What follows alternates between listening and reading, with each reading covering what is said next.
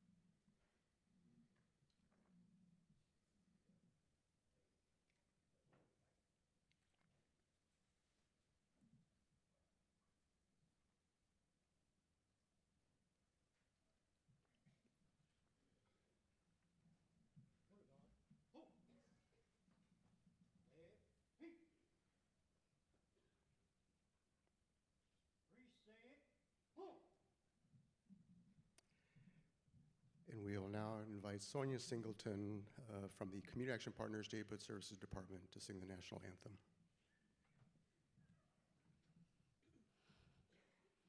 Oh, say, can you see by the dawn's early light what so proudly we hailed at the twilight's last gleaming, whose broad stripes and bright stars through the perilous fight o'er the ramparts we watched were so gallantly streaming, and the rocket's red glare, the bombs bursting in air, gave proof through the night that our flag was still there. Oh, say does that star-spangled banner yet wave o'er the land of the free and the home of the brave?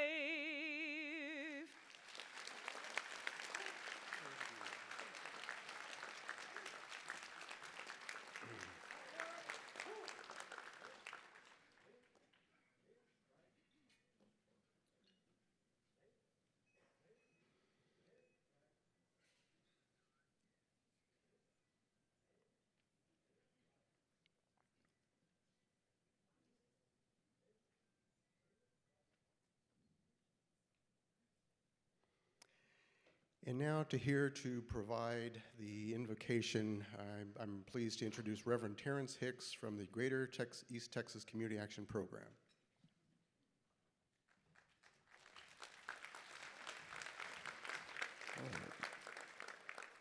Let us pray. Dear Lord, we thank you for this day. We thank you for the favor of life. Thank you for all those who have arrived safely to this conference. We pray this week will be a week of enlightenment, encouragement, and excitement. Lead us and guide us this week. We came for insight. May we leave with knowledge. We came with a desire. May we leave with a double determination. We came to be informed. May we leave with a willing and ready mind to serve. Bless community action and its resources, that we may continue to be a beacon of light and hope to those who look to us, need us, and depend on us. We pray that this conference will be informative, impactful, and inspirational. Pray that you will bless the staff, administration, and all those who play a part in this miracle in the personality of community action. Continue to bless us and bless as we learn how to better serve on this week. And Lord, while we're here, smile and look up on Baton Rouge, Louisiana. Bless those who are without, who are in a desperate, destitute manner. Continue to keep them and bless them. Not only that, we ask now that you will bless this great city, Austin, which we are now a part of. And we will always thank you and give you the glory always. In Jesus' name we pray, amen.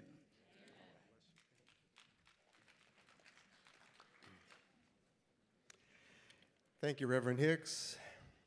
And now, as many of you may recall, if this is not your first such event, we recite the promise of community action together.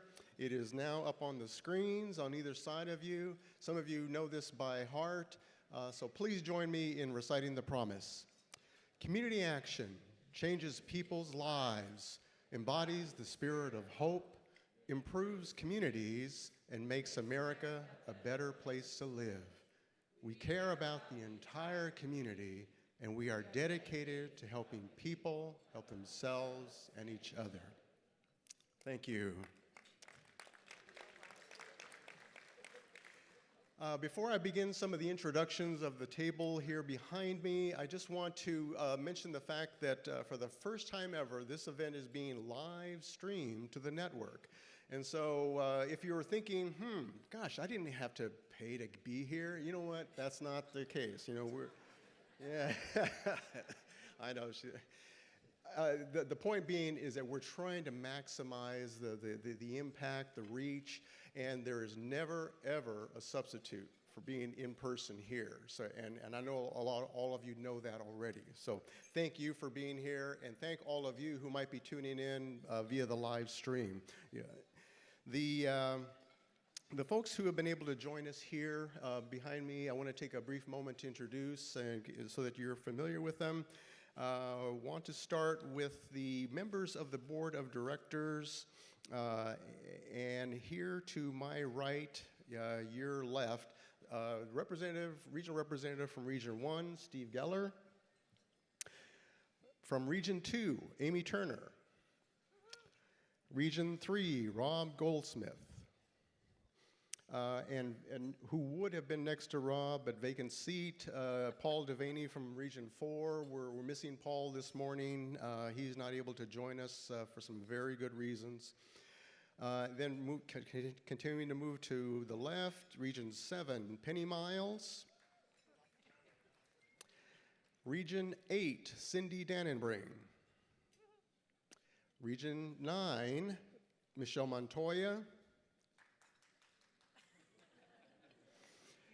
Region 10, Susan Grindle. And then we have the officers of the board. First Vice Chair, Brian Duncan. Second Vice Chair, Peter Kildee. Third Vice Chair, Elizabeth Biz Steinberg. And we have our treasurer, Brad Manning, and our secretary, Delitzo Sulamoyo. Okay, now here on the front table, you've already heard from, but I'll reintroduce Reverend Terrence Hicks from the Greater East Texas Community Action Program. And next to him, to his left, Karen Swenson, the president of the Community Action Association of Region 6. And then next to him, Michael DeYoung, director of the Texas Department of Housing and Community Affairs. Next, Dr. Gail Christopher, our keynote speaker, who you will hear much more from in a short time. To my left, Denise Harlow, of course, the partnership CEO. To her left, Jeannie Chaffin, the director of OCS. And next to Jeannie, Dave Reinbold, the manager of the DOE Weatherization Assistance Program. And then we all just heard a beautiful rendition of the national anthem from Sonia Singleton, assistant director of the Community Action Partners Neighborhood Services Department. Okay, just a couple of quick remarks. This event is going to be chock full of a lot of activity, including elections. And you'll hear more about the elections, but hopefully things that started in the regional caucus activities yesterday will continue on to full engagement by as many of you in the room as possible. I want to share just a couple of thoughts with you, and I'm collecting them all under the heading of a favorite quote from a favorite book of mine, and it's called "For Such a Time as This." This gathering here that you and I are a part of is the largest group of community action folk assembled in recent memory. Now, why would that be? Is it because of the quality offerings? Yes. Is it because of the great fellowship and networking opportunities? Yes. But there are also other reasons. Inequality is on the rise in our nation. Service shortages increase, including the most basic, like access to health care, and especially in our rural areas. The impacts of automation are beginning to be felt in very, very significant ways, as well as the impacts of natural resource depletion. We have yet to really realize the full impact of that. The impacts of economic policies that marginalize the opportunities for the poor to advance. For such a time as this, that's why you and I are in this room. That's why community action is where it's at throughout this country. What will our response be, you ask? We do what we do best in community action. We pull together and we push forward. We promote resilience in a changing world. Now, if you're looking for total solutions in your stay here in Austin, that's not necessarily going to happen. But there are going to be ways for us together to devise effective strategies together. That's what we do best in community action. But if you came here for help, you'll get it here. If you came here for encouragement, you'll get it here. If you came here for support, you will get it here. This is the place for that. Now, over my 38 years in community action, I've had the good fortune to work with many of you. I've also met many of the pioneers of our field, of our work. And just as well, I've seen many, many new faces enter the field of community action because it draws folks in. It's an exciting way to spend your life. And so in evolutionary terms, in some respects, I look at myself as a transition form. I've been able to shake hands with some of the folks who withstood many of the early on battles and have shaken hands with those of you who are now carrying that baton forward. And so at this time, I do want to express appreciation to all the members of the board of directors with whom I've worked for the last 4 years, and especially to the staff. We have a great staff. I know many of you know that already, but you're going to see that even more so at this event. And I also want to thank you, because you have been an inspiration to me. And I want to encourage you to be an inspiration to one another while you're here this week. Because the challenges that we face turn into the opportunities that we create. That's what community action is. It's a lot of ordinary people doing very extraordinary things. So take advantage of all the tools, all the networking, of as much as you can while you're here. It's a great place, Austin is, and yet you can't stay here. You have to go home. And when you go home, be stronger, be better, but most of all, be community action. History is going to be the judge of what we do and say in our lives. And it's my hope that we'll be able to tell our grandkids that some of the best times that we ever had were when we were helping people and changing lives. I know in a moment here that you're going to help me to welcome our friend and CEO, Denise Harlow, because she wants to share some of her own thoughts and help and make sure that you have the greatest experience that you have or that you can have here. But I just wanted to leave you with the idea that it really has been a genuine privilege and an honor. Thank you.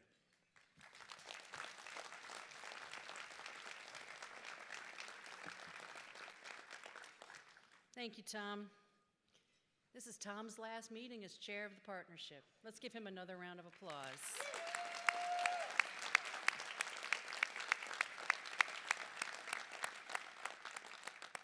Good morning, Community Action. Good morning. Helping people. Helping people. Helping people. Gosh darn it. Yes, welcome. We are thrilled. Jeannie said I had to keep it clean. All right. We are so happy that you are here. There are 1,300 of you here this week.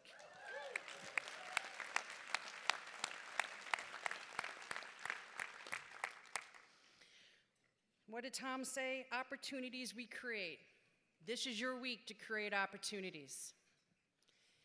Sit with people you don't know, attend sessions that challenge you, meet new friends, hang out late with new colleagues so you develop those long-term relationships. This week is about you creating your opportunities to go home and fight poverty in your communities, stronger, effective, and impactful. So thank you again so much for being here. Thank you to the board. Your support in this effort is critical. You see them up here. This is also the last time, well, I know Thursday evening we will have the transition to new board, but this board has been in place for 2 years. Many of these folks have served 4, if not more years. We will have a significant turnover come Friday with a new board. So again, give our board a round of applause for all the great work they've done.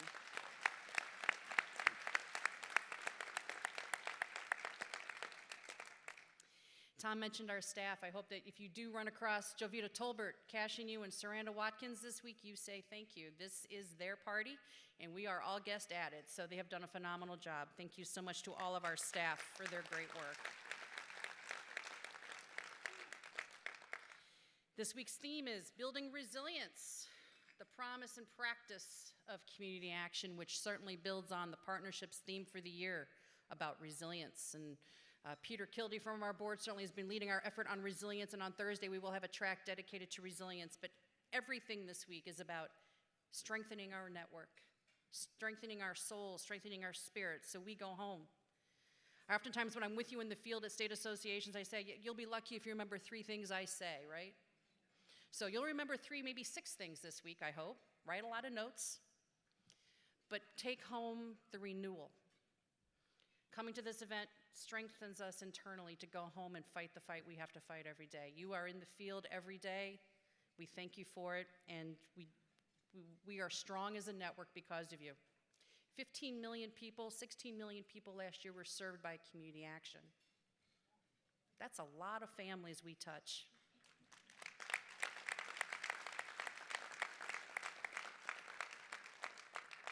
(1,000 local agencies, state CSBG offices, state and regional associations, national partners. It is a network, maximum feasible participation at all levels that engage in this work. Our network just reaches every corner of America, and I think it's very fairly represented in this room today. We serve 99% of America's counties through the work that you do. This week is going to be a busy one, so let's get to some logistics. You've got the app, right? Woohoo! There are pictures already being posted. Hope you download it. It is free. Thank you to Cap Law. We stole theirs, so thank you, Eleanor, if you're here. Appreciate it. We didn't steal it. We paid for it, but you know what I mean. So thank you, Eleanor. We have an election this week. We have at 10 o'clock this morning our member meeting, and I know some of you are going to scoot out, aren't you? Aren't you? I hope that you will stick around, though, and hear from our board, hear from our chair, hear from our committee chairs, and hear from the candidates running for your office. We met with the new executive directors yesterday, and I said, imagine not having any influence on who your new board is. Imagine that. That's this organization. You choose our next board. You determine every officer slot, every single regional slot. That's up to the membership. So our meeting this morning is your meeting, so I encourage you to stay around at 10 o'clock. You'll hear how the partnership is doing, and you'll hear from our officer candidates. This evening, apparently, we have a tour of the LBJ Library. Is anyone excited about going to the library? Right. I'm hoping to be able to sit in the Oval Office. Is that allowed? Probably not, but it will be a wonderful evening. We know that there are bus tickets, right? You're picking up bus tickets downstairs at registration for blocks of time. We ask your patience. There are 1,300 of you. The library holds 700 at a time. Keeping that in mind, keeping the temperature of Austin in mind, balance that out, bring your patience. That's what we ask, but we have 10 buses cycling, so we're trying to make sure we get people on a bus, get it there, and get you home. David Bradley will be joining us this afternoon, 4 o'clock, for legislative update, and he will be our expert docent on site at the LBJ Library. Jeannie Chaffin, the director of OCS, and myself will also be making remarks at the library, so we hope that you will join us there. And of course, I can't mention Jeannie without, of course, mentioning Roma Next Gen Performance Management. This week there will be 7 sessions, I want to say, on Roma Next Generation. You can do a deep dive and then swim around a little bit in Roma Next Gen if you want to. And I encourage you to do so.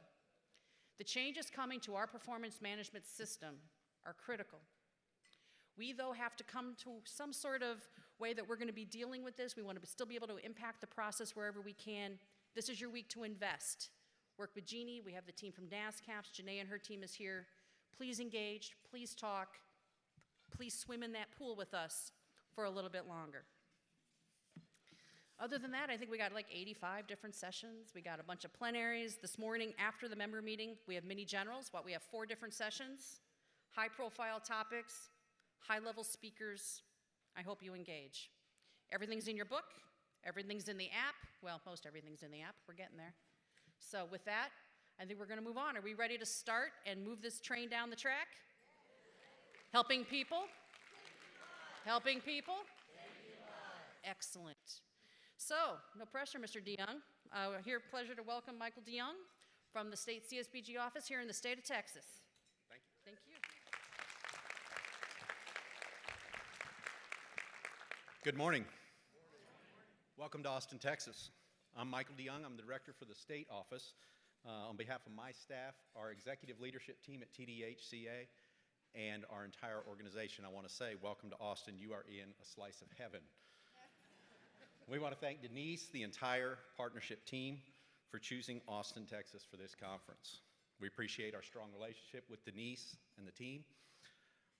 We've worked for the last few years to strengthen our network here in Texas, and it's been a part of our partnership to work with the Community Action Partnership. We've also worked with the Texas Association of Community Action Agencies, our state agency. They're led by Stella Rodriguez. Stella's here today. We want to say we appreciate the relationship at the national level, at the state level, because it works for those who need the most help. Here in Texas, we have 41 CSBG agencies. We cover 254 counties. If you haven't heard, we're a big state. 3 of our agencies cover service areas that are larger than 25,000 square miles. For comparisons, those agencies serve an area larger than Rhode Island, Delaware, Connecticut, New Jersey, and New Hampshire combined. We have 6 of the top 20 cities in the country in population. We're 875 miles east to west, and the same north to south. We're big. So a while back, Denise tells me, Michael, we're coming to Austin for the conference. And I'm like, awesome, Denise, good call. She says, it's going to be in August. I'm like, are you nuts? You know how hot it is in Austin? Well, let me tell you, we dialed back the thermostat. You're experiencing the coolest August in 35 years.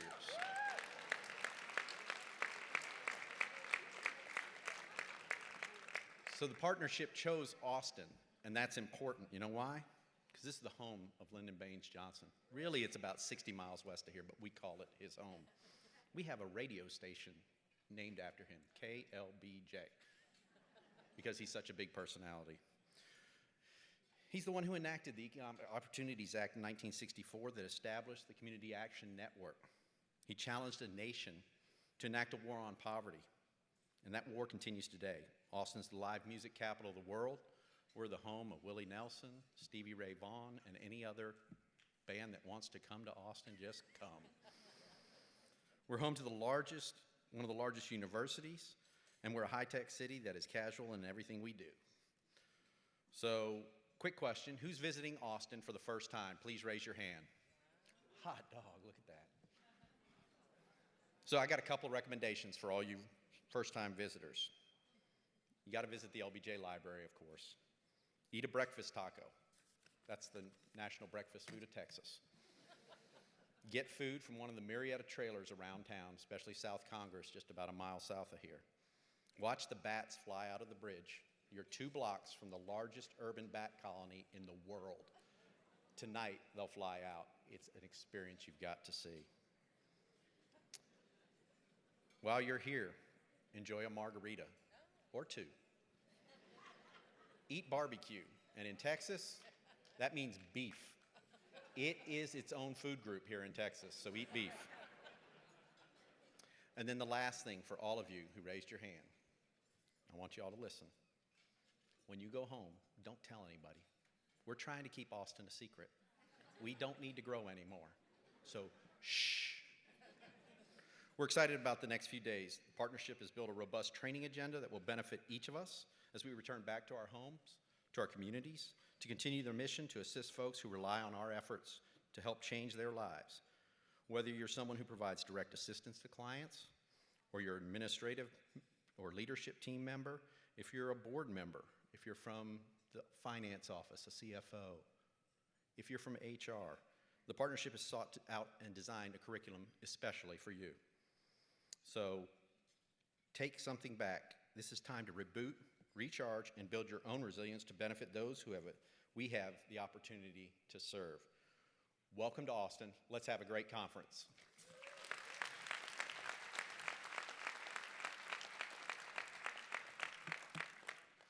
Who else has already complied with the margarita requirement? Anybody? Anybody? All right, yeah. All right, good.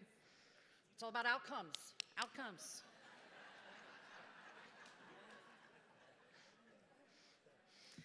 All right. We are sitting in Region 6, right? Region 6 right now, our friends in Louisiana, struggling, right? They're in our thoughts, in our prayers. I'm glad that Karen Swenson, the president of the Region 6 board, can be with us here this morning to offer welcome. She's going to share some comments with us. Well, good morning, and welcome to the heart of Region 6. And I have been working diligently to try to teach Southern to Denise, and I appreciated the gosh darn. That was pretty good. That was pretty good. On behalf of the 5 states that comprise Region 6 in the heart of the South, I want to extend my heartfelt welcome. We are known for Southern hospitality here, and we are delighted to have our friends and colleagues as our guests. As you well know, this is a very unique and very diverse part of the United States. Remember that Region 6 comprises New Mexico, Oklahoma, Louisiana, Arkansas, and of course, Texas. So we are very, very diverse. We have that rich African-American heritage in our area. We have the Hispanic and Latino cultures. We have Asian, American Indian, European, which extends to French and German and everything in between. We have a little bit of everything. It has already been mentioned by Mr. DeYoung how we have many large cities. Houston is the 4th largest city in the United States.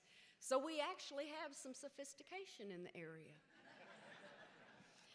But please be mindful, we have a little bit of everything, from cowboys to Indians, rappers and rockers, rednecks and hillbillies. I love you, Arkansas. I do. Oh, but I'm not going to forget the Cajuns and the swamp people.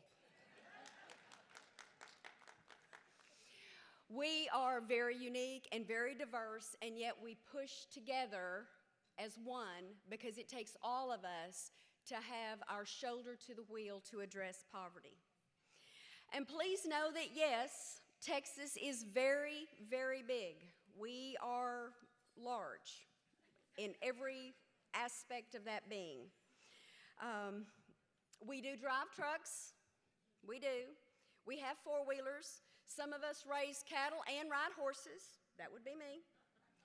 We are very proud of the work that we do. I want to extend a special welcome and thank you to the members of the Texas Department of Housing and Community Affairs who are here today with us in this meeting. Would the TDHCA staff please stand? You need to know who our local partners are. There they are.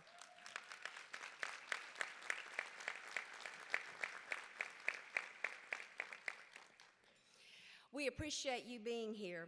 And then I also want to recognize some really hard-working individuals that have worked along with the Community Action Partnership to make sure that this event is one that is very memorable and well organized. The Texas Association of Community Action Agencies is a great group of individuals that indeed do pull together very well. And I would like to ask all of our TACA staff, as well as those who are from Texas, to please stand. Come on, Texas, stand up. There's our TACA folks. There we go.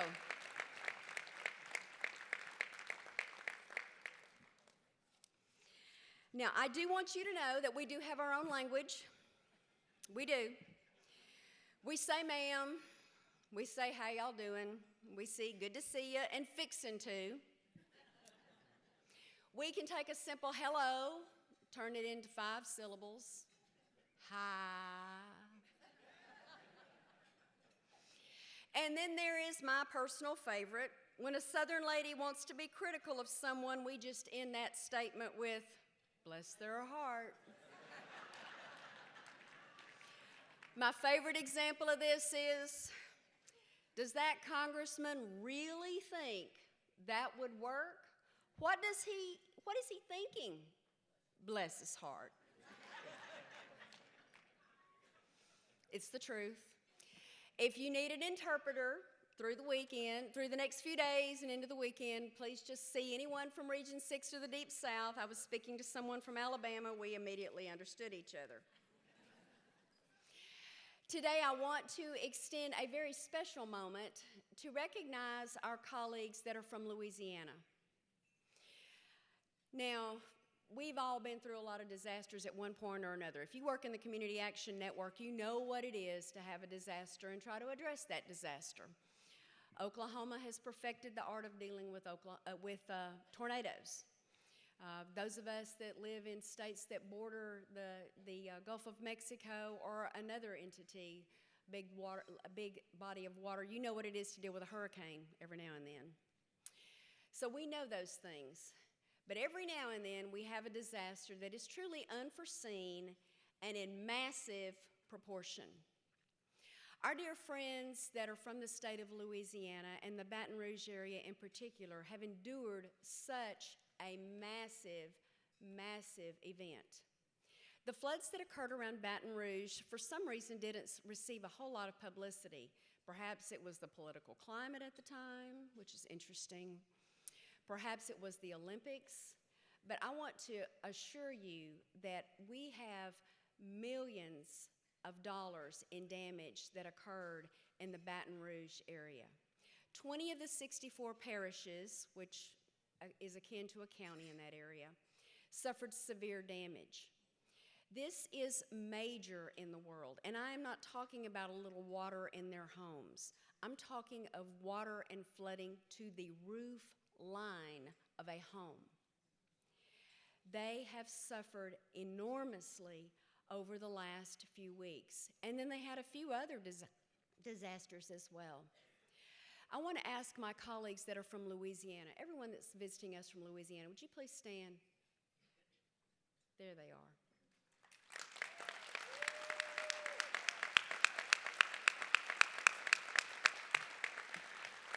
Our thoughts and prayers remain with you. Today I want to initiate something that is new in the world of community action, and our president's going to come up and talk about that just a little bit more. But you know, we help each other. I assure you that there are a lot of folks from Louisiana that wanted to be here, but they can't because they are back in Louisiana doing what we do. They are helping individuals access resources, trying to calm their fears, trying to help them create some stability in the midst of all the chaos. And some of those individuals themselves have had their homes destroyed. They are in the midst themselves of their own personal crisis. So I want to ask all of us as a family of community action to support our colleagues and the Louisiana Association of Community Action Agencies as they try to deal with this horrific problem. So today, I want to be the first to tell you that I've got my own skin in the game.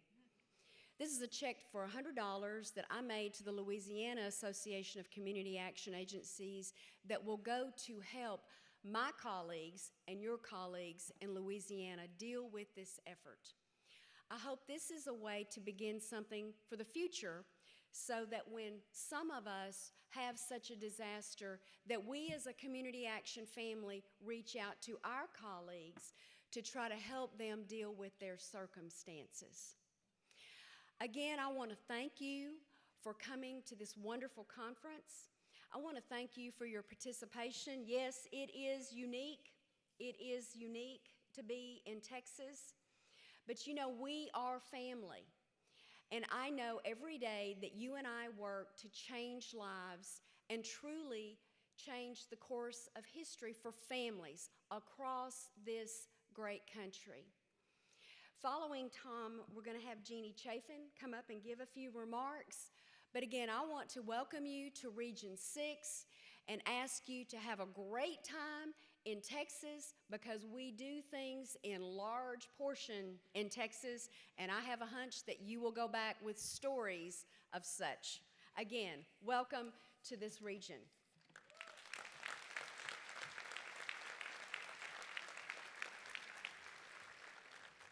And before Denise gets up to introduce her next guest, I'm going to follow on Karen's comments just right now. The board of directors of the partnership some time back had created a disaster relief fund because we realized that things happen, things way beyond our control. And while there are some systems in place, yes, states and local communities have offices of emergency services, and there are other kinds of traditional relief efforts, it's a great opportunity for engagement. We've not done this before. Whenever we've passed the hat, it's because, we support David Bradley, and we will always do that with that kind of effort that affects and supports all of us. But this is different. And so I just wanted to give you a heads up that after a couple of speakers, after Dave from DOE, we're going to have the staff of the partnership go around the room. So this is your opportunity, whether you have checks or cash or whatever you would like. If you would like to help, as Karen mentioned, help support folks and the effort to help make some effective targeted assistance in Region 6 in Baton Rouge, then we want to make that opportunity available to you. So, okay, Denise. Thank you, Tom, and thank you everyone in your advance for those efforts. And thank you, Karen, for inspiring us with your words and your call to eat big, drink big, be big, right? Here, all right. Be big. Did she just say that? Live streaming, excellent. All right, good. Go big or go home, right? All right. Outcomes, yes. Speaking of outcomes, it is my privilege to introduce, who doesn't need any introductions, right? Need an introduction, Jeannie Chafin, the Director of the Office of Community Services. We know we are in the midst of a final oomph, that's an official word, oomph, moving our CSBG performance management system to refreshment, modernization, and ready to tackle whatever the next administration brings on. We know it's been a challenge to work our way through organizational standards. We're still working on that, we know. State and federal accountability measures for our state office colleagues, our federal office colleagues. And now we're tackling kind of more of our performance measurement stuff, right? National performance indicators, how we're looking at our family work, how we're looking at our agency capacity, and how we're looking at our community change efforts. Now, a lot of stuff going on this week, and Dr. Christopher's remarks, I think, later this morning will talk a lot about our community change work and the importance of doing community work and what we're already doing in this network. Jeannie certainly has been the lead on providing vision for this work. We know the details are messy. We know the details can be painful. But we're going to get there. We're going to figure this out. And whatever comes out the other side, I've said this at other association events, we will stand with you as the network to make sure whatever comes out the other side, whatever sausage that looks like, we're ready to make it work in this network. Jeannie has provided vision at OCS since 2011, I want to say, late in 11.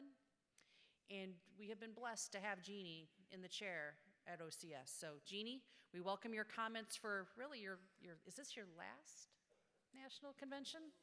We're living in denial. All right, thank you, Jeannie. Thank you.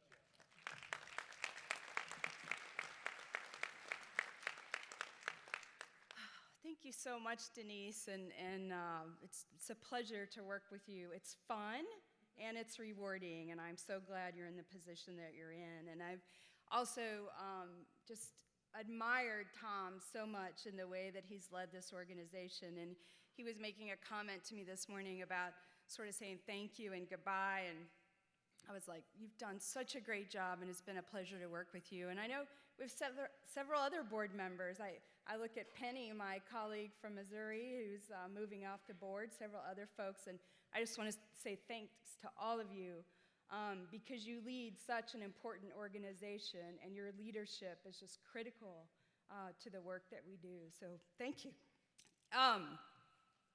I bring you greetings from Mark Greenberg, our acting assistant secretary. He's very supportive of your work and stays very engaged, and we're often briefing him about the performance management framework or org standards, and he's very interested in what we're doing, and I think it feels like together with you, ACF has made a lot of progress. I also promised my colleague Ann Linehan, who's the Deputy Director of the Office of Head Start, that I would bring you her regrets. Ann should be with us here today. Till the very last minute, she was planning to be here, and I will guarantee you that the reason that she is back in Washington, D.C. is a very critical and important one, and you want her there. As much as I know you would like to have her here, believe me, you want her there. She wanted me to tell you that she knows you're all anxiously awaiting on the edge of your seat the release of the Head Start performance standards. They are very forthcoming. I see people shaking their heads. She wanted me to say to you that they have a very robust rollout plan to help brief you on those standards. And we'll do a webinar the afternoon of the day of the release. Her words were, keep watching. Let me just editorialize a minute. Ann Linehan has the most respect for the work that community action agencies do with Head Start.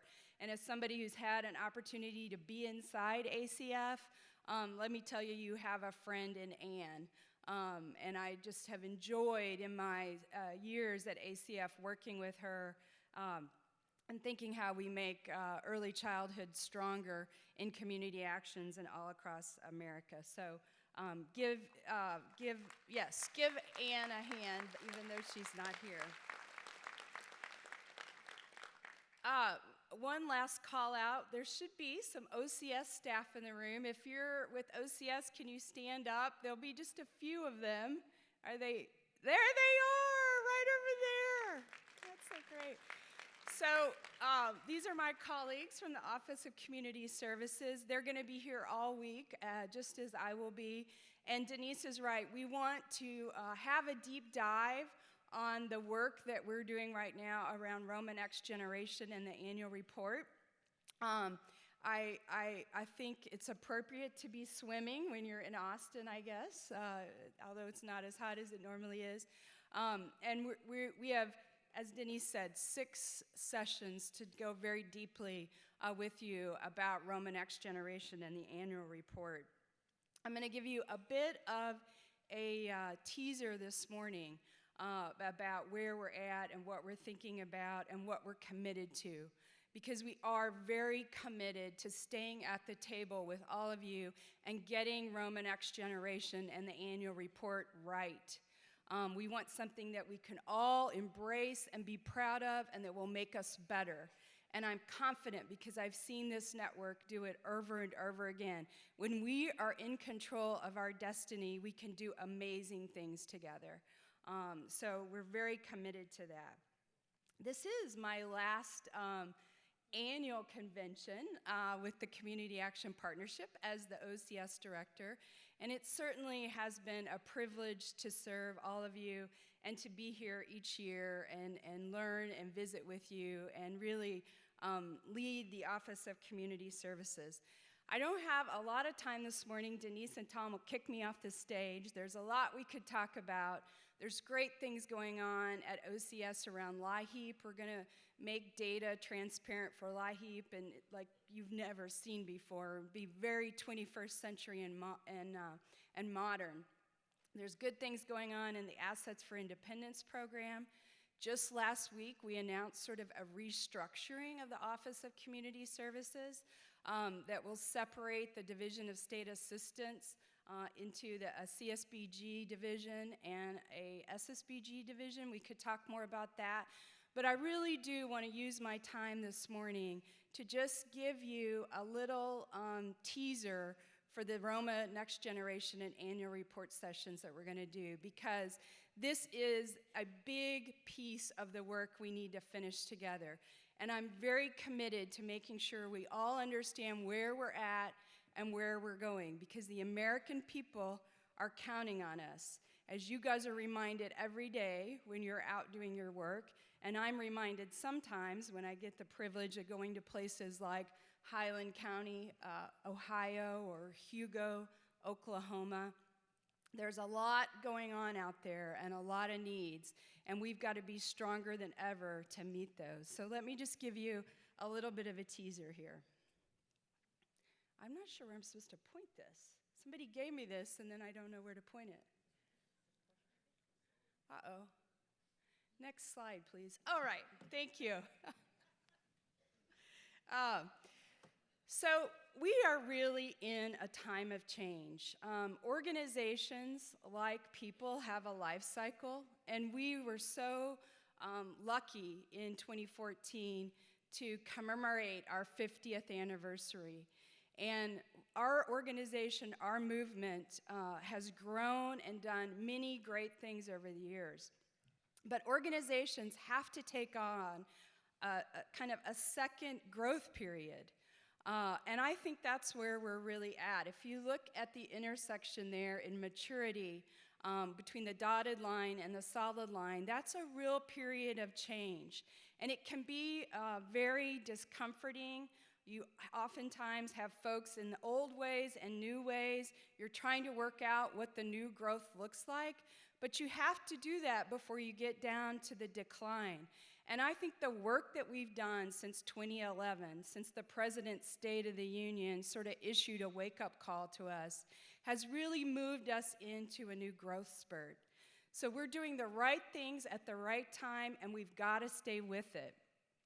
And that looks a little bit like this. Next slide, please. The theory of change. You have probably seen this on webinars, looked at it, taken it apart, liked some of it, not liked other pieces of it. The new growth that I'm talking about, that I think we're all embarked on, is really encapsulated in the theory of change. The theory of change is built on our history and our expertise. It's built on the values of community action. Those goals up at the top are reflected in all of our 50 years of experience and in our current legislation: economic security, well-being for communities, engagement of low-income people. That's what we've always been about, and that's what we continue to be about. There are examples there of the services and strategies that we use to achieve our goals. And then the two boxes in the middle are about our principles. What do we value? What are our ethics? Community engagement. The idea that poverty is complex, that we leverage a lot of federal, state, and local resources. If you go back and look at the legislation that's guided us, if you go back and look at the mission and the objectives of many of your agencies, you'll see them reflected in those principles.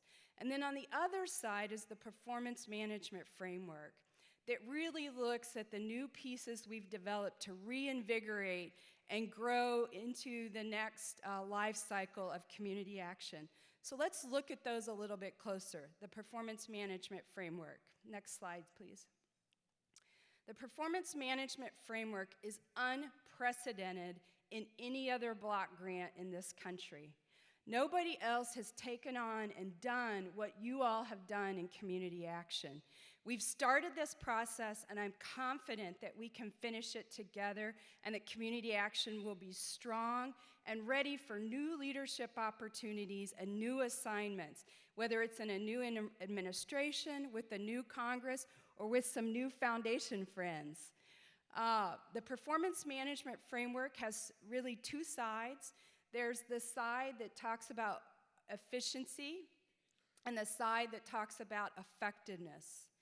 And one of the things that this performance management framework does is it creates accountability at all levels of this network, not just at the local level, but at the state and federal level. We have accountability measures for states and the federal office. We have organizational standards for community action agencies, which we've already launched and are well on their way.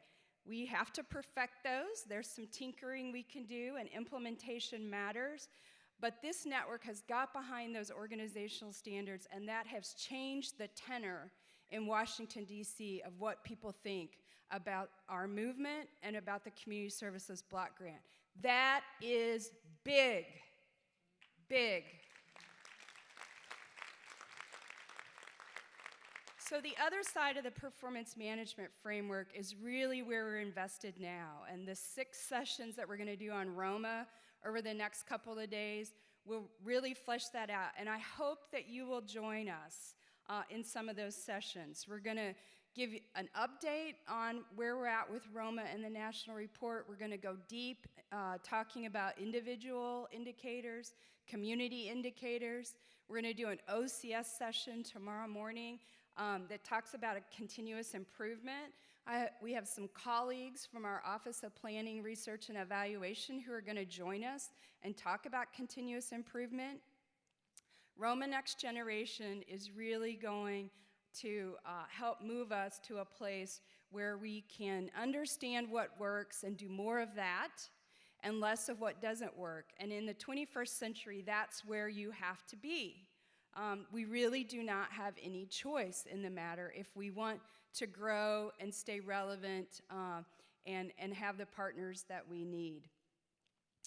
So I think we're almost perfectly positioned for a new administration, a new Congress, to talk to foundations about working more closely with our work.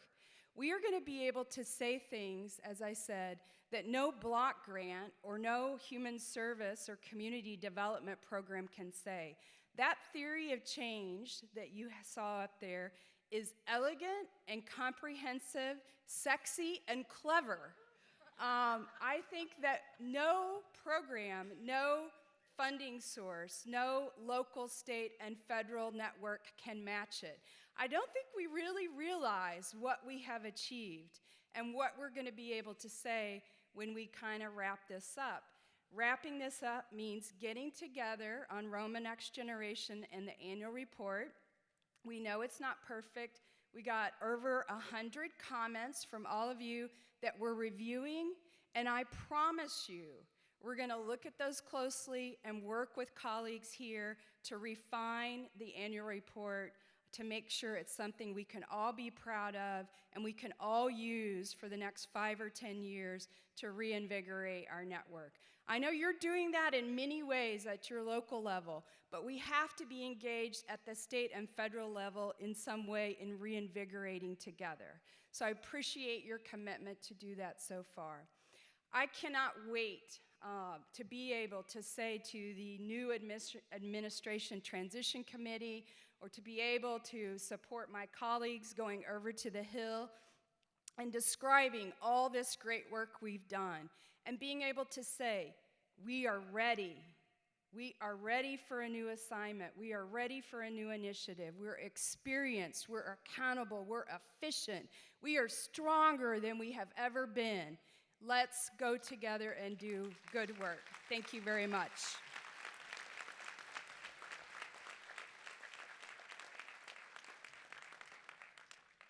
Hoorah! I don't know, is that the right? I don't know. What do you say in Texas? What do I got? Never mind. Whoop, whoop. All right, I got it. Yeah, okay. Yeah, all right. Let's take on that next leadership assignment. We are ready, right? Helping people. Helping people. There we are. All right. We have a new friend. He's not a new friend, but he is good to have a friend in a new location. Dave Reinbold, Program Manager, Weatherization, DOE. We've had a friend in OCS. We are thrilled to have a friend at DOE. Weatherization is a critical program in community action. We are the originators, the implementers. We do it better than everyone. Dave, thank you so much for joining us here this week. We welcome your remarks here this morning for community action. Thank you.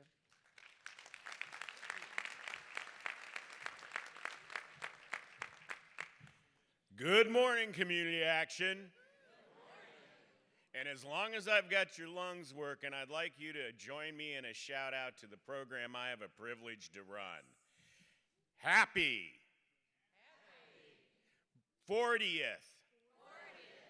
birthday Weatherization.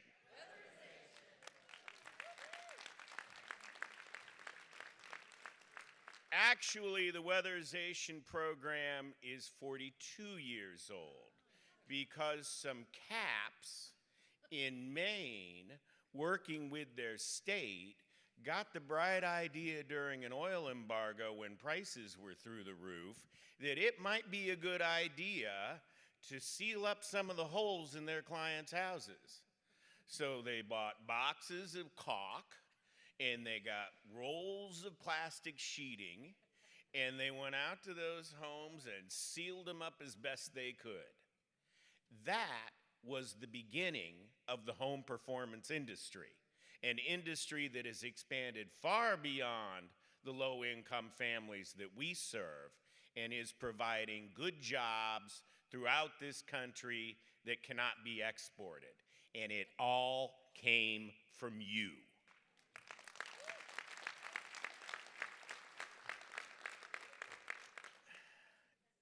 In 2 years after that, which belies the 40th anniversary, the Energy Conservation and Production Act was signed into law, and that established weatherization in federal law as a program. And we have done some amazing things since then. You know, I look across this room, and many of you may know, I used to run a state association in Ohio. We were a sister association to the Ohio Association of Community Action Agencies, and we focused exclusively on LIHEAP, weatherization, and Ohio's percentage income payment plan. So when I look across this room and all the people that are here to celebrate, it's roughly the same number of people that Ohio hired and trained during ARA to weatherize homes throughout the state of Ohio. We hired and trained 1,100 people. And in 27 months, spent $237 million and weatherized 41,000 homes. And collectively, this network weatherized over 1 million homes during the Recovery Act.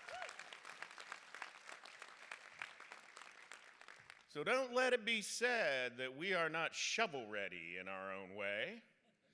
Don't let it be said that we cannot react to challenges when they confront us. We scaled up and we're the third largest job-producing program in the Recovery Act. Now, President Obama has made recent commitments that clean energy be available to all. Will be a series of seminars around the country. There is great interest in ensuring there is equity when it comes to the installation of the latest renewable energy and energy efficiency technologies. All the talk at DOE since I have come in is about innovation, the need to innovate in the program. But let me tell you this.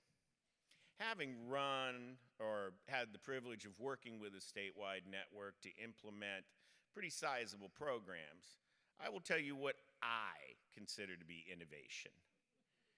Innovation is establishing quality standards, getting all the agencies working in this network to meet those standards, and then raising the bar again. We have created the home performance industry. We define the best practices in this industry, and I am so proud of the work that you guys do out there. It is really a privilege to work with you. So I'm going to close now. I will be doing a session tomorrow morning on the future of weatherization with David Bradley. I will talk more in depth about the philosophy that I bring to this operation, but I will close with this. Traditionally, DOE's relationship has been tightest with its states. They are the grantees, and certainly we value our state partners and want to work with them to be successful. But this program is ultimately about the clients, and the only way we can be successful is to work in partnership with the states to give you, the sub-grantees, the tools, the training, and the resources that are necessary to serve those in need in our community. I pledge to you I will do that for the next 10 years. Thank you very much.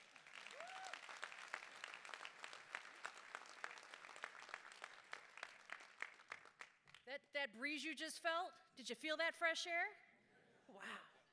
And did someone actually speak out loud the words? The third largest job creation program during the Recovery Act happened in community action? Is that what we just heard?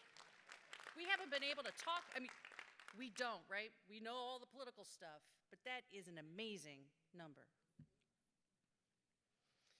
All right. We are gonna, while I introduce our next speaker, is now the time for the, yes, passing, you wanna touch a little bit on that? Okay, now is the time that I mentioned a few moments ago. So we have the staff. Where are the staff? Ready? Okay. And we are now able to move from, it looks like from back to front. You just keep an eye out for the big red bags. You hold them high. And we'll have staff circulate. And we're going to try to do this very quickly, folks, because we are on a schedule. So staff can go ahead and move throughout the crowd, try to do it as quickly as we can.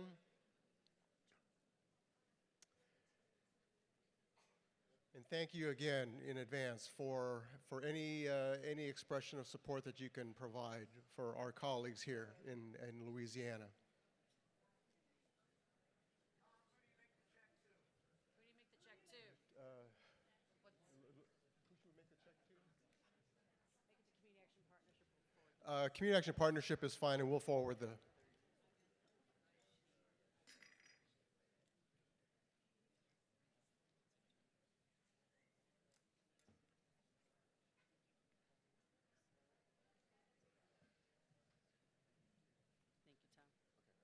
Tom. no one knows. All right, ready? Thank you so much for your generosity. And we will definitely forward what we were talking about. Very few of us have checks anymore, although I have some in my purse, but we know we got to get some of those swiper things, right?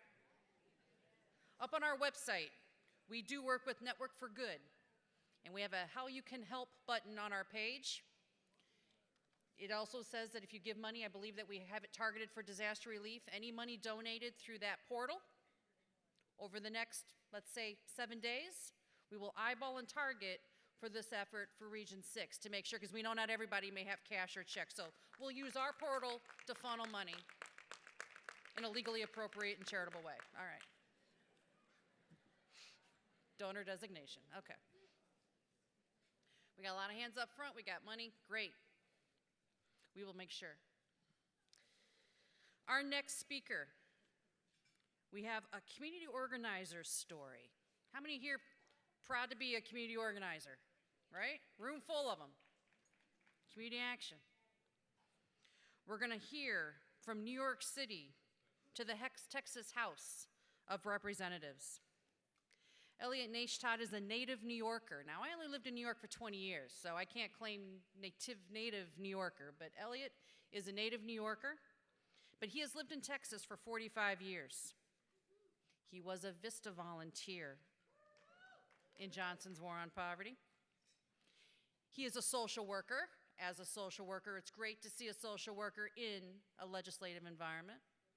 He's also a lawyer. That's a kick-butt combination, right? Social work, JD, gotta love it. He has been in the Texas House for many, many years, been reelected many times. When we talked with Stella and the host committee here in Texas about who should we be inviting, they said, you need to talk to Elliot. His story is moving and impassioned, and we hope that will inspire you here this morning. Elliot Naishtat, I welcome you to the stage to give us the community organizer's story.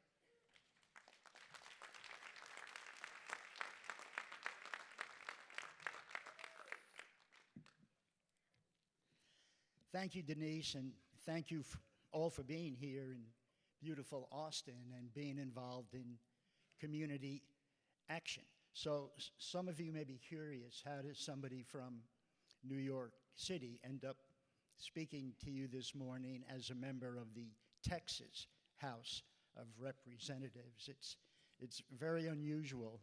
As a matter of fact, until I got elected, it was written in the Texas Constitution that if you're from New York City, you cannot serve in the Texas House. Okay, that's a joke. So, did Denise mention that I'm from? Yes, New York City. So let me tell you how it happened. When I finished college, I went to Queens College in New York. Back in the late 60s, I signed up to be a VISTA volunteer in Lyndon Johnson's War on Poverty. Most of you know John Kennedy started the Peace Corps, where people go overseas. Johnson, as part of the War on Poverty, which created VISTA and Community Action, started the Domestic Peace Corps, and years later, President Clinton started AmeriCorps, which is President Clinton's version of the Domestic Peace Corps. So I signed up to be a VISTA volunteer, and the people in Washington said, we would love to for you to serve your country as a VISTA volunteer in Lyndon Johnson's War on Poverty. And they said, because you're from a big city, New York City, we'll send you to a VISTA project in a big city. And they promised me an assignment in San Francisco. And I went, yes. But you all know the government. They lied. And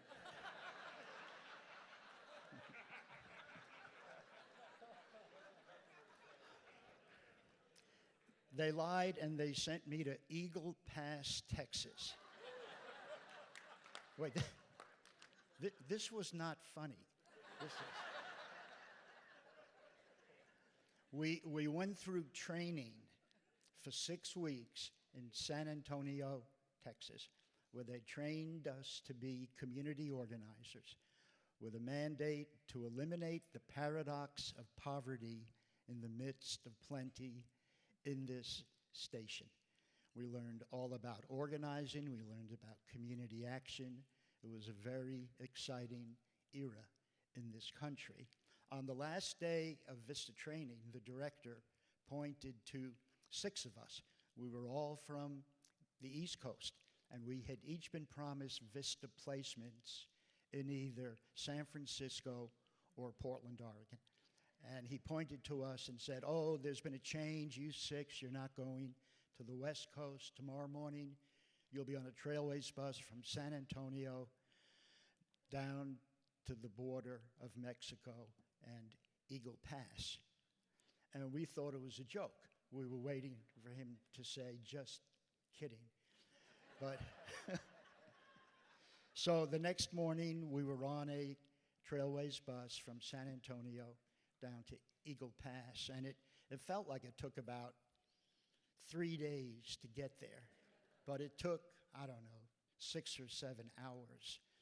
And the bus went down the interstate toward Laredo and then hooked right on Highway 57, and it went for miles and miles and hours and hours. And the bus was filled with people. We didn't see people as we were looking out the window of the bus, scratching our heads.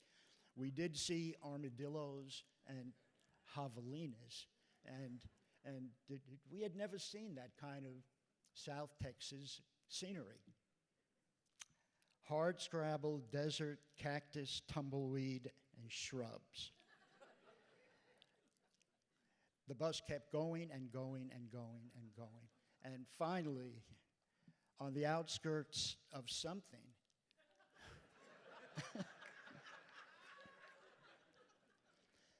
the bus stopped, and all the regular passengers got off the bus. So I went to the bus driver and said, "Excuse me, sir, we're supposed to be let off at the downtown Eagle Pass bus station." And he looked me in the eye and said, "You putting me on, boy?" That was the downtown Eagle Pass bus station.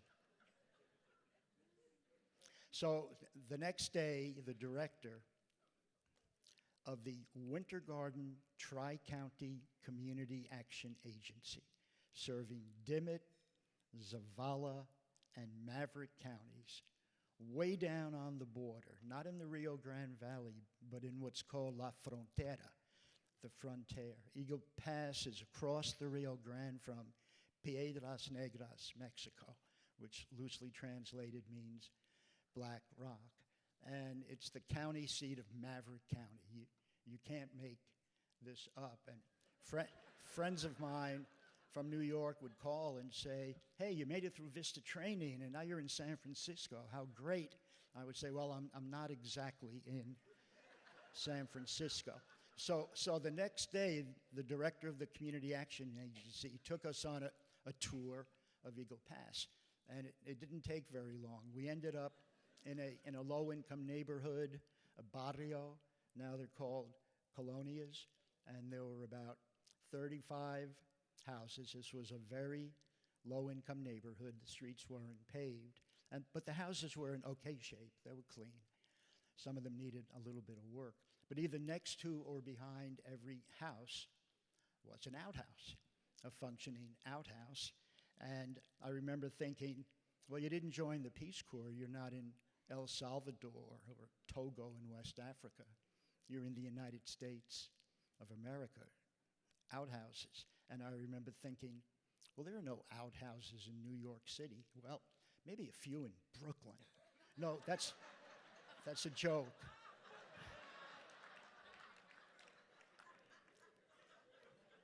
But it did come as a shock. We got involved in organizing and community action. It took a long time, but we got the ball rolling with respect to getting water to Seco Mine. Seco means dry, no sewers, no plumbing, no water. We worked on that. We worked on getting streets paved in lower income neighborhoods of Eagle Pass. We worked directly with the Director of Community Action. We started a Head Start program. You know, the idea was to work yourself out of a job, so that concept of maximum feasible participation of the poor. And so we got the people involved. This is what they wanted, and we worked with them, and it was an exciting project. And hopefully the people learned the skills so they could organize their own projects after the Vista volunteers would leave. Well, one day we were in the Head Start program, and there were some Vista volunteers helping out. There were 35 or 40 kids in the backyard of one of the houses that one of the Vistas rented. And of course, there were community volunteers and some parents helping out. And this car none of us had ever seen pulled up to the gate into the backyard. And it had government markings. And a man none of us had ever seen, all dressed up in a coat and tie in the middle of the summer in Eagle Pass, got up and walked over to the gate and started looking over and looking at the kids. And he opened the gate and walked through the kids and right up to me. Started laughing out loud in my face. Now, I was wearing my typical Eagle Pass summer garb, sandals, cutoffs, a t-shirt, my hair was longer, and he stood there laughing. It felt like a couple of minutes. It was probably 30 seconds or so. And finally, I said, "Sir, is there some problem? Can we help you?" He looked at me and said, no, there's no problem. Then he laughed some more, caught his breath, and said, "Don't get mad." He said, "I just went to work for the War on Poverty, for the VISTA program and community action out of the regional office, which at that time was in Austin." He said, "I'm now responsible for all the VISTA projects in South Texas and West Texas. I'm the new program officer." He said, "I had to come down to Eagle Pass first so I could meet the guy from New York City who thought he was going to San Francisco." And he put out his hand and said, "My name is Gonzalo Barrientos." Those of you from Texas know who I'm speaking about. And he ultimately became a member of the House and a distinguished senator in the Texas Senate. So I don't have time to tell you stories about Eagle Pass, but we finished. A lot of people say, "Well, what did you do?" And I say to them, "Well, don't you remember that headline story in the New York Times that read, 'Poverty eliminated in Eagle Pass, Texas'?" That's a joke. So I trained Vista volunteers and supervised Vista volunteers for a few years, ended up in Austin, went to graduate school, social work, worked for the School of Social Work, went to law school, helped Gonzalo Barrientos get elected. And when I finished law school, it was right around the time when Gonzalo Barrientos ended up in the Senate. And he called me and he said, "Elliot, you remember how we used to ride the range fighting poverty in South Texas?" I said, "Yes, Senator." He said, "Well, I'm in the Senate now, and you have all these degrees, and I trust you and respect you, and I need you to come to work for me as my staff counsel." He said, "I can pay you what we paid you when you were a Vista volunteer." He said, "I can get you a parking place near the Capitol." So I did it, and it was very exciting. We worked on elder abuse, dropout prevention, poverty, and it was very exciting. I learned so much. And one day, several of us were sitting around the Schultz's Beer Garden. You may have heard about it. It's a beer drinking place, very popular with political people. So we were at Schultz's just talking. The senator was there, and one of the people said, "Elliot, why don't you run for the House? You'd be great. You've been so active in Austin. You know the process.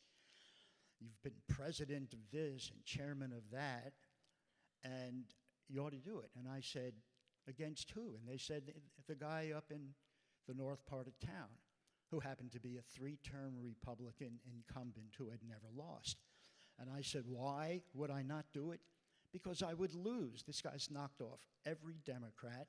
I'm from New York City. He would accuse me of being an outside agitator and a carpetbagger.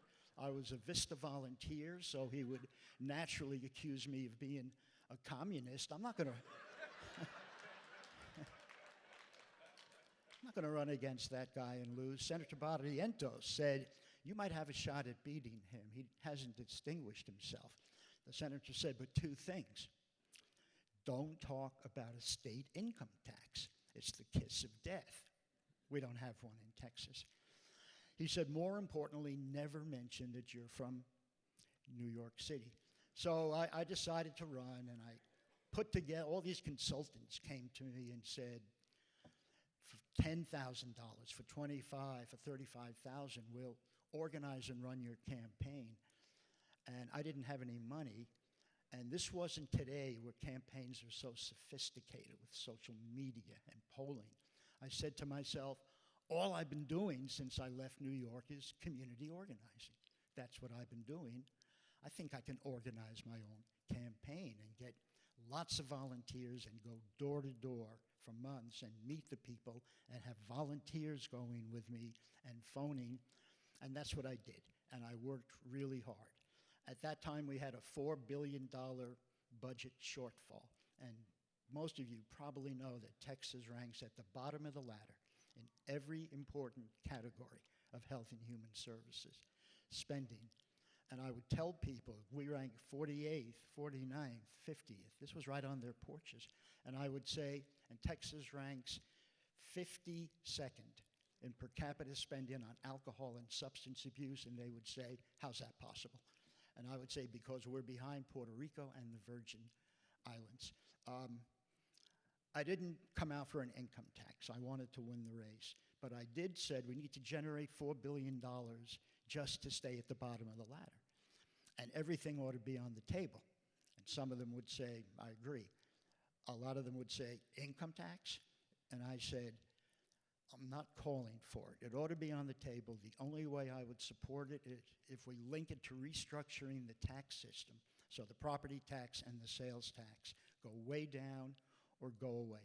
I never mentioned that I was from New York City. So what do you think we'll call him Bob, the incumbent, because that's his name. So what do you think Bob was doing the whole time? He'd knocked off every Democrat. Not much. He had those big roadside posts, whatever, with his name on it. Yeah. And that's it.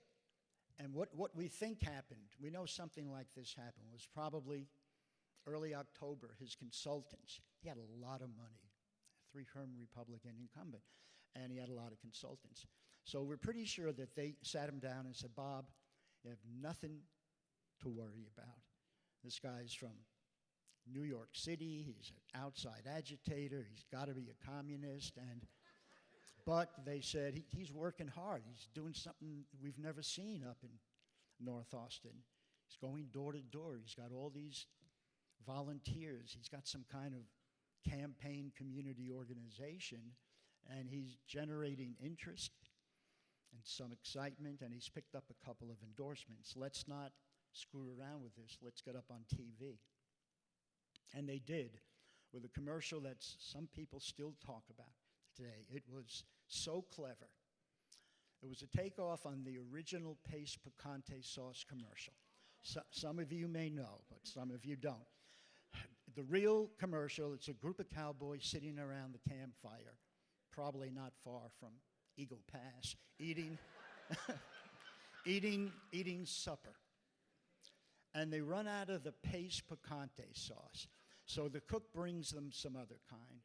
And one of the cowboys holds up the jar and looks at it, smells it, and says, this ain't Pace Picante sauce. This stuff was made in New York City. Get a rope. Get a rope. So Bob's commercial was brilliant. It started out with the skyline of New York, and the voice said, New York City? Do you want a liberal social worker from New York City? And then the Pace Picante jar appeared on the screen with my photo superimposed over the logo, and they got a look-alike cowboy from the real Pace Picante sauce ad, and he said, New York City, I'll bet he's for a state income tax. Income tax, get a rope. So I won by a little over 10 percentage points.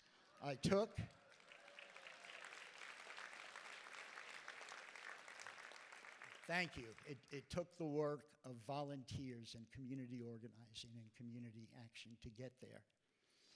I took the oath of office the first time in January of 1991, which was the same week that Ann Richards, as governor, took the oath.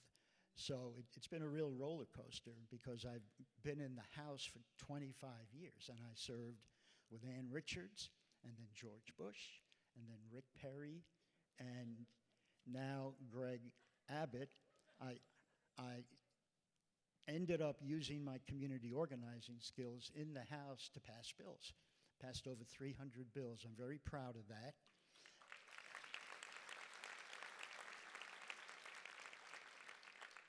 Thank you. So, some of those bills were good. No, they were all good. And I just wanted to share that with you. I'm so glad you're here. I'm so glad you're involved with community action. And I thank you very, very much.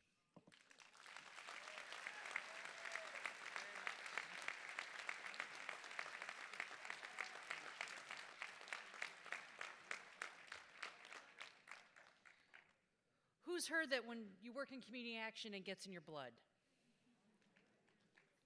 Right? 45 years later, he knows community action.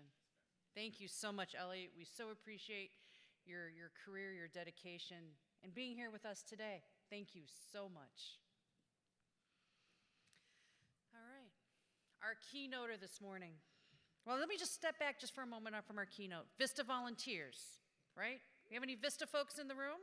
Or former Vista folks in the room? We have a few. We have one on staff, Liza Porras. She's doing a great job. She's on our Rural Impact Project. We're working with the White House Rural Council in 10 sites across this country, fighting poverty in rural America, engaging Vistas in each of those sites.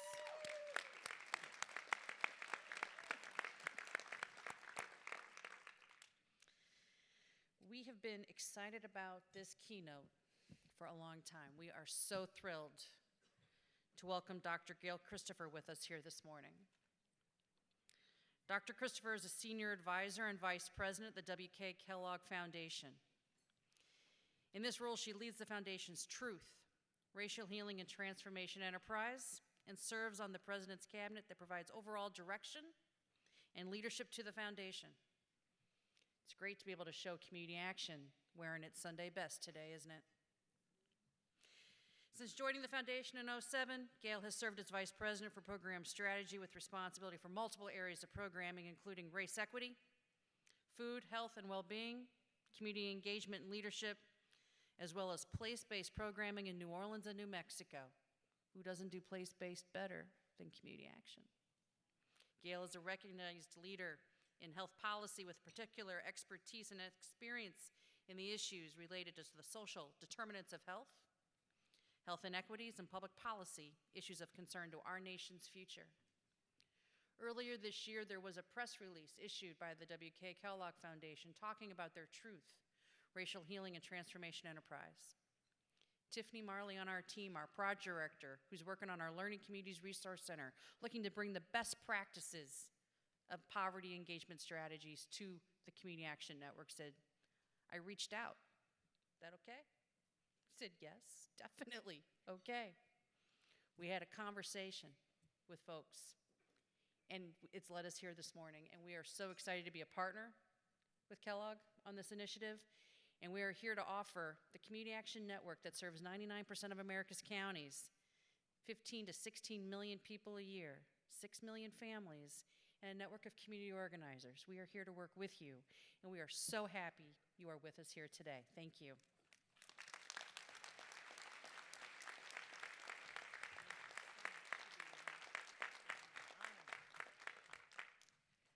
Good morning, Community Action.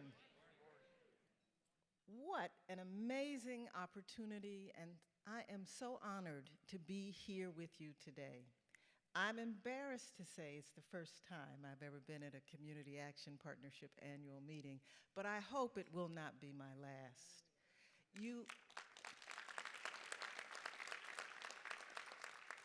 Thank you for reaching out to partner with us. Thank you for your leadership. And most importantly, thank you all for caring so much about your fellow Americans. You know, if you listen to the rhetoric that has sort of found its way into this deep conversation about the middle class, as if poverty doesn't exist. And so I am so touched by the fact that you are still fighting poverty, you are still fostering resilience and capacity. Most importantly, you are still taking action on behalf of the families and communities in this country that need it most. So give yourselves a hand, because you are the heart and soul of what makes America great. Now, in keeping with the support of our brothers and sisters in Louisiana, I want to say that I was on the phone with our president, LaJune Montgomery Tabron, the president of the Kellogg Foundation, and we were talking. She was in Alaska, and I was in Washington, D.C. You know the time difference, right? And it was in the morning in Washington, D.C. But she said to her, she wanted to make sure we understood that the Kellogg Foundation was in the process of getting money to Baton Rouge as we spoke. So I just want you to know that our foundation and its leadership is committed to doing what our founder said we had to do. Will Keith Kellogg said, "Do what you will with the money, so long as it helps vulnerable children." Vulnerable children within vulnerable families, within vulnerable communities, and the most vulnerable are those who live in poverty and low-income circumstances. So it is our raison d'etre to do what we do, and it certainly is in alignment with what you do. Now, what about this business of racism? That's a tough topic. And I spent some time on your website, and I know you received funding from the Ford Foundation years ago to take that deep dive into racial equity and economic security. And I applaud the work that you did and the leadership and those who were committed to that. And what I want to share with you this morning is just a little glimpse, because we don't have a lot of time, into the journey that got the Kellogg Foundation and also me personally to boldly assert that it is time for the United States to have what over 44 other countries and places have done, a truth and reconciliation process for this nation.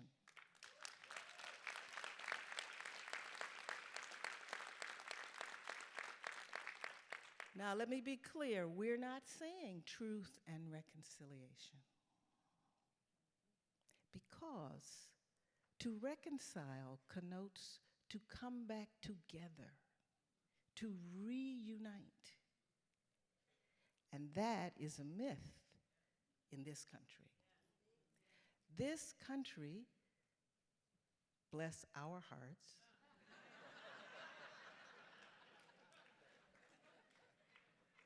I'm a quick study, was conceived in the fallacy, in the notion, in the myth of a hierarchy of human value. So we don't have anything to come back to. We have to go forward, and we have to transform ourselves into a nation capable of realizing its ideals that all are created equal. But when I talk about the mythology of a hierarchy of human value, it's important that we understand the power of myth and the power of a belief. that myth creates the cultural reality with which we live. And that's why it is so fundamentally important in this 21st century that we step back and do the real work. You know, in the public health space, we talk about going upstream, you know, to the causes. And for me, this work, my doorway into this work, in addition to my personal experiences, but my professional path into this work was through health and well-being.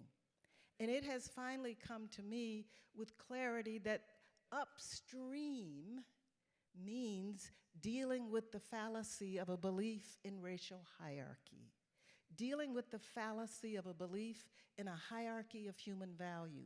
Because only by dealing with that will we change the cultural reality that we have all inherited that says it's okay for most of the children that are born in America today, who are children of color, not 20 years from now, not 50 years from now, this day, most of the children born in this country are children of color. And most of the children of color are growing up in low income and impoverished conditions. Now sit with that for a moment. What does that say about the future of America? You know better than anybody in America what that means. You know what it means in terms of education opportunity and the lack of it. You know what it means in terms of affordable housing and the lack of access to it. You know what it means in terms of disease burdens. And I could go on and on. The lead burdens, the lack of jobs. Now, how many of you saw the Jackie Robinson story on television recently? It was actually on last night, and I caught a little bit of it in my hotel room. And the thing that he was the grandson of enslaved people. He was the son of sharecroppers. He convinced America, many aspects of America, that a black man could be excellent. So when I talk about the myth of a hierarchy of racial belief, hierarchy of human value, Jackie Robinson's story reflects that so clearly. But the thing that stuck with me the most at the end of the story, he died at age 53. 53, he had his second heart attack. And here was a man who had taken on with dignity and grace and brilliance and talent and skill all the negative energy that was cast upon him, and excelled and succeeded to die a premature death. And that's the consequence of holding on to a belief in racial hierarchy. Now, fast forward, the Kellogg Foundation, at the time that I joined them, the 5th largest philanthropy in the world, its board of directors made a commitment to become the most effective anti-racist organization they could be. That's a big deal.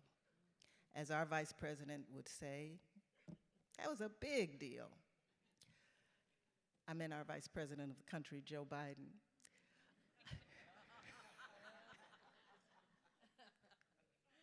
You got that.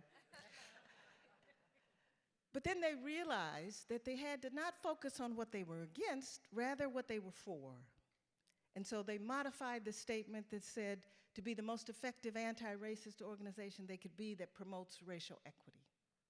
Now, at that point, I'm living comfortably in Washington, D.C. I am a grantee of the Kellogg Foundation. I'm leading a health policy institute, and they called me and asked me to apply for the position of vice president.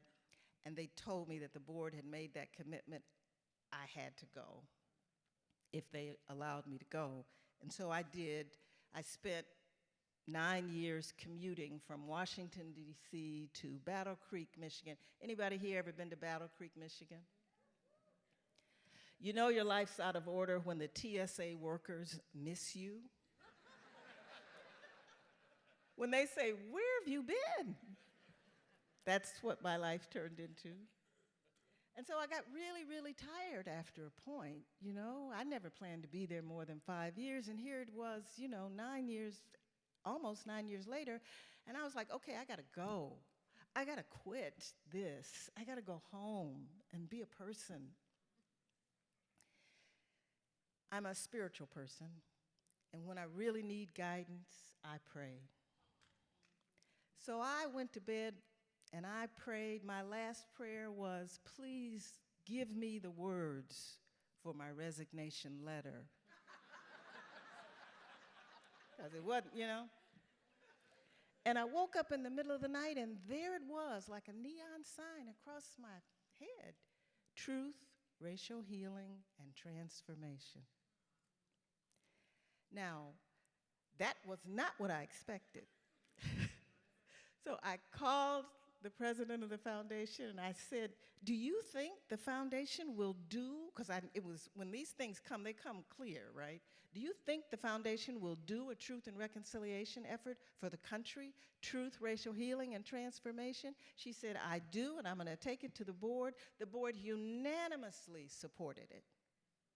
Now you know, yes, thank you. You know what this country has witnessed. You know what cell phone technology and community organizing and Black Lives Matter and all manner of public work has brought our country to the point of understanding that we have a problem to deal with in terms of the legacy of a belief in racial hierarchy. You know this is the time for us to do this. We happen to move into a political season, bless their hearts, where I know I'm supposed to say that better. Bless their hearts. And please, Lord, change their minds. But we happen to be in a political season that has made us all acutely aware of the underbelly and the dark side of racial hatred and race baiting. So the time has come. Now, I want to share very briefly with you how we envision this unfolding, because it is based on lessons that we have learned over the last decade. And the foundation has put out, and it seems like a little bit of money when you start thinking about things. I call it a drop in the ocean, but for philanthropy, it was a lot of money. We've invested, Luz makes me get this number right, $282 million over the last decade in helping communities to work on racial healing and racial equity.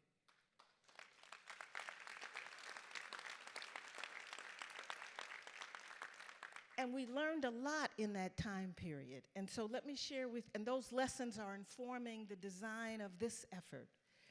We say racial healing and racial equity. Now, you know, it was a real struggle to get people to the point where they talked about structural racism, right? And that was a breakthrough when they talked about systems of racism, not just relationships one to another. So when we first came on board and started talking about healing, the structural racism people said, no, no, no, no, no. We don't need any more relationship work. We need to change systems and policies and practices. And we boldly asserted that we don't have the luxury of either or. We don't have the luxury of a false dichotomy. We have to do both. We have to heal and we have to change structures, because it is a continuum. In a democracy, people create the structures. And people will only change the structures if they believe they should be changed. And so it is like a circle of healing and structural change and policy work. And so the Truth, Racial Healing, and Transformation Enterprise understands that.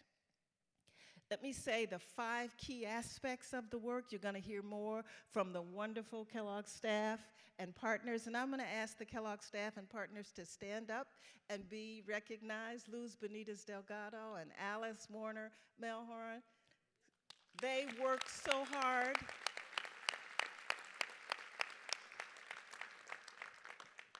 My mother used to say, I'm just a little piece of leather, but I'm well put together.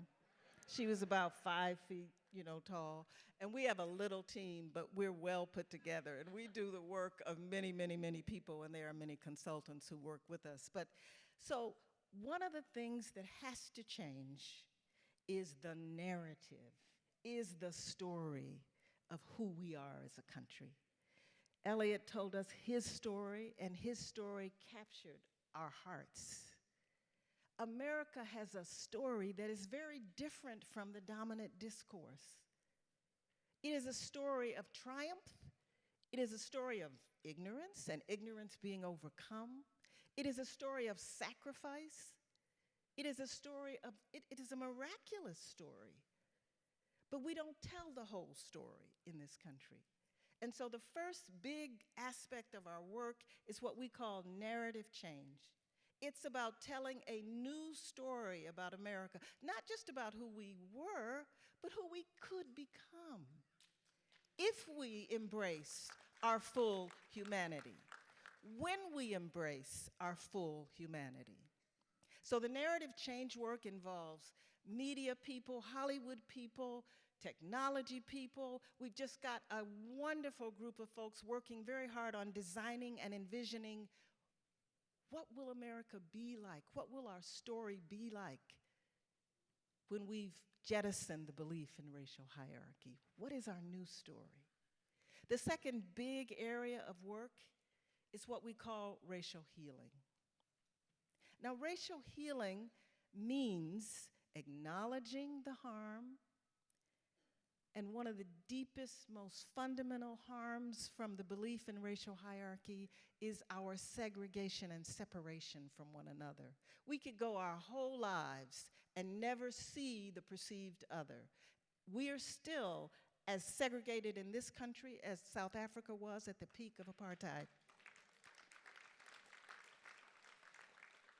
And the harm, I'm out of time, and the harm that that does is that it denies our full humanity.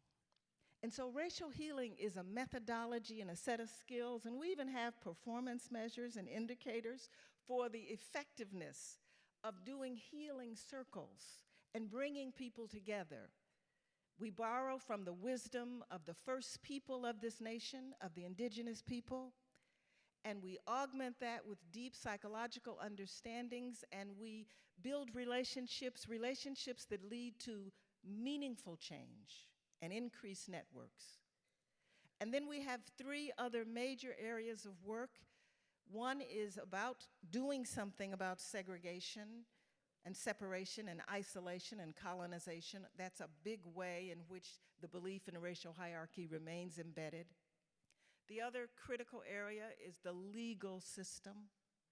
Racial hierarchy is built into our laws, our founding documents.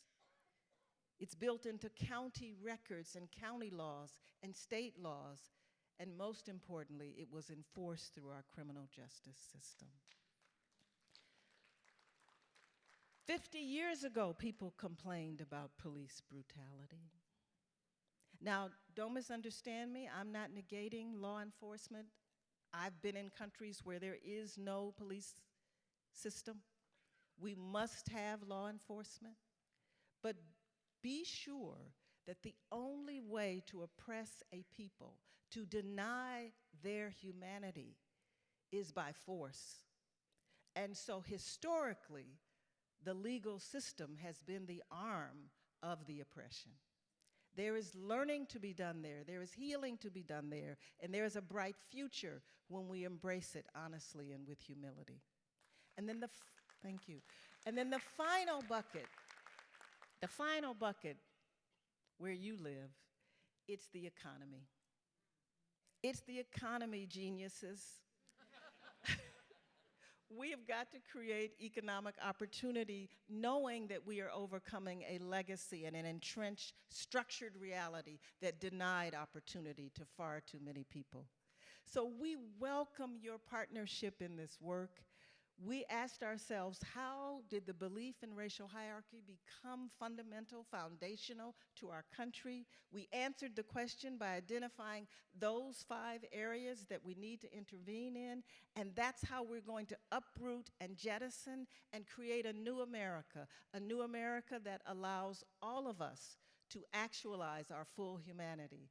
I'll close very briefly by asking, how many of you saw that it's gone viral now, that moment on C-SPAN, where it was C-SPAN Journal, where a young woman, a millennial, was asked by a caller he called in and said, I'm a white man, and I wondered if you could help me overcome my prejudice. Did anybody hear or see that? It's gone viral. And she responded so eloquently and with such grace.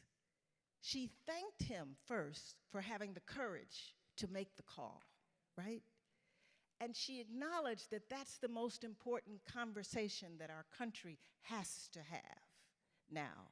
And then she went on graciously and identified things that he needed to do, which, if you think about it, reflects narrative change, reflects racial healing, reflects building relationships. But most importantly, she thanked him for having the courage to step up and reach out. I have to, in full disclosure, honestly tell you that that young lady is my daughter.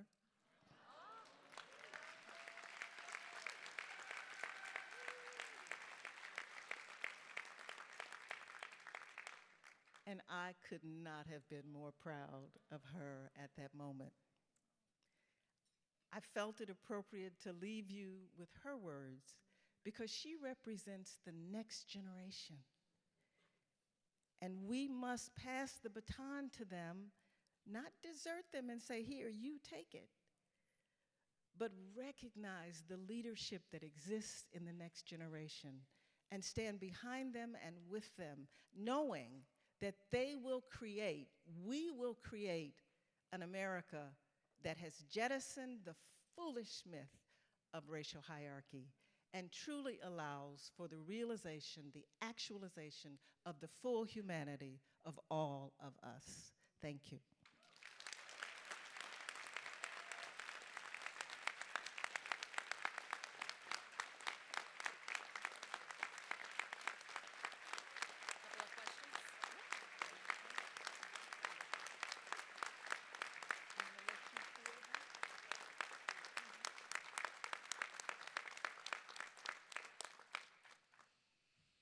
There are no words, are there?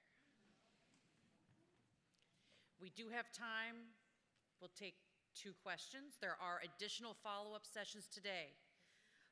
Dr. Christopher and her team have been very generous with their time today and tomorrow, so thank you so much. There are several sessions that will be engaging in conversations. Are there 2 questions that we can take pretty quick here? Any comments, any questions? Right here, yes ma'am.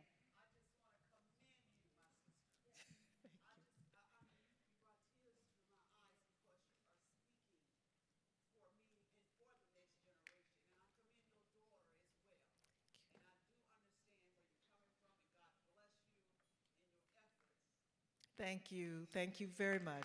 Thank you very much. In the interest of time, I didn't say much of what I had planned to say, but I do want to ask you, you are an amazing organization. We were so honored when we got the call from Tiffany that actually you reach every corner of this nation. And so we have to come together and figure out how best to optimize your inherent capacity and ability to move this agenda forward. And so I'm just so excited that you expressed a willingness and you are willing to work. But we have to be, I love the way you described your work as eloquent and sexy and all that. We have to do all that in this work. So I want to make sure you understand that we are inviting you to engage with us in creative and effective ways in this work.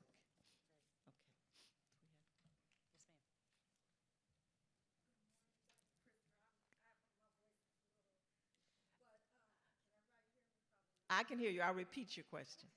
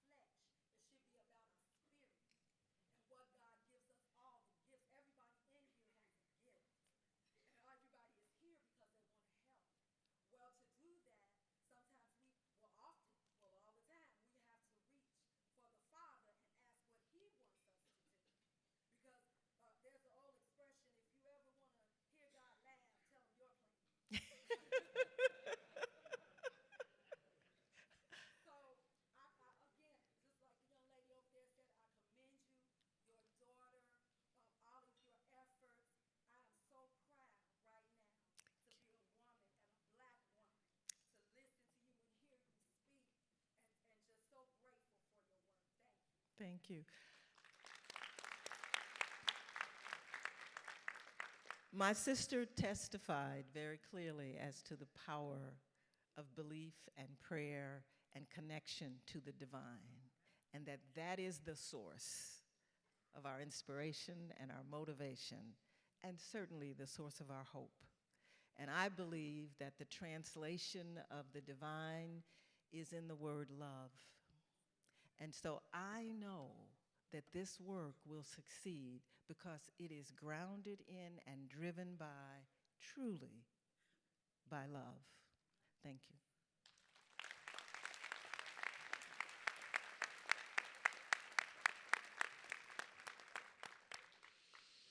Thank you, Gail. Thank you, everyone, for an inspirational morning.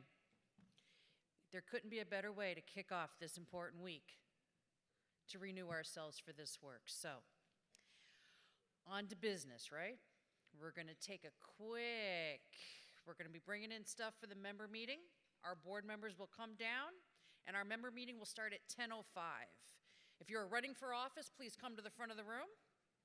And we hope that you will stay for the member meeting, and the next session start at 11:15 prompt. So enjoy the conference. Thank you, everyone.